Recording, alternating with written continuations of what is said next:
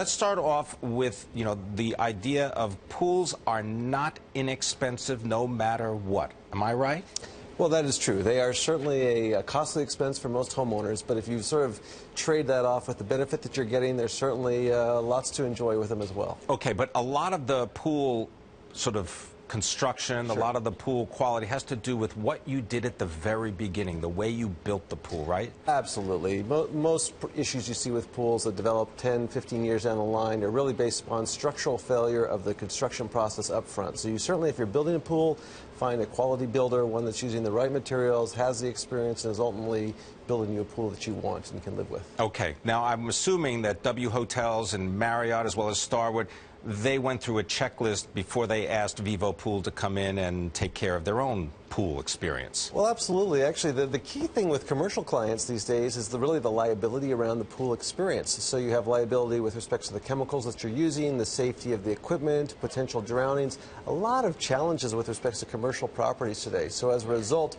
they're really looking for reputable professional companies to come in and take care of them. Are there different ways that you can keep the pool in perfect condition, whether it's the kind of pH balance that you would have, in the water, or the filtering system? Sure, absolutely. I think the key with any type of cleaning process, whether it's a pool, a house, anything else, is sort of the consistency and the routine nature of what you're going through. With pools, you're dealing with an organic body of water, so you have the clarity of the water that you have to deal with. So the chemistry, the pH, the alkalinity, the chlorine levels. Most homeowners, when you start talking about these terms, are like, "Whoa, I don't want to get involved." Well, that's what I mean. In other words, like, what would be an example? I know chlorine, that's Sure. a more traditional, Sure. I guess, Sure. way of using filtering. Well, absolutely. To keep water clean. You need to sanitize your water, and traditionally you do that through chlorine. And now you have UV, ozone, a whole host of systems out there to take care of your pool that reduce the chemical use. However, chlorine is still, by and large, the #1 sanitizer on the market today. But you can use this UV method or ozone method? Absolutely. What generally you'll do is use chlorine in less amounts, but you'll still need to use a little bit of chlorine.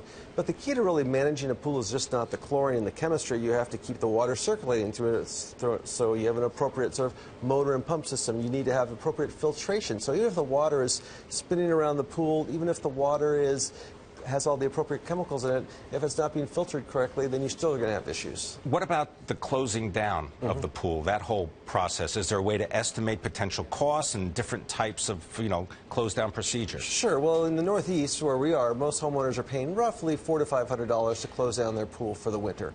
And that process is draining the water down a little bit, blowing out the lines to ensure you don't have water in the lines, really balancing the chemistry, covering the pool. So that whole process is about a $400 to $500 process. Now, in the Southwest and Southeast, where we're down in Florida, California, Arizona, Hawaii. And you got operations in all these places. We have operations in all these places. Those are year-round operations, so there's really not this process of closing down the pool. You might be using the pool a little bit less in December, but you're certainly keeping it operational. What about saltwater pools versus, freshwater? Sure. Saltwater was the rage probably 4, 5, 6, 7 years ago. Every 7 out of 8 new pools being built were saltwater pools. A lot of people were converting their pools over to saltwater. The big misconception is you think, I have a saltwater pool, I'm not using chlorine. That's not true. Really what you're doing is through an electrolysis process using the salt in the water to create chlorine gas. So you still have chlorine in your pool even with a saltwater pool, but it feels a little bit nicer on the skin, and as a result, a lot of homeowners are going that path. All right, if Will Johnson was going to give us a tour of, let's say, his top 3 pools to exemplify certain conditions, what would they be? Where would they be located? Well, I love a lot of the properties that we take care of in Hawaii. It's hard to beat the big resorts who've got mega pools. They have million gallons of water in these pools, and as a result, they've got all the features associated with the waterfalls, the streams, the creeks. Really wonderful opportunities. If you go into properties like what's interesting in California, you start to get a little bit more sort of architectural sort of advances in terms of some of the tools and products that they're using as part of those pools.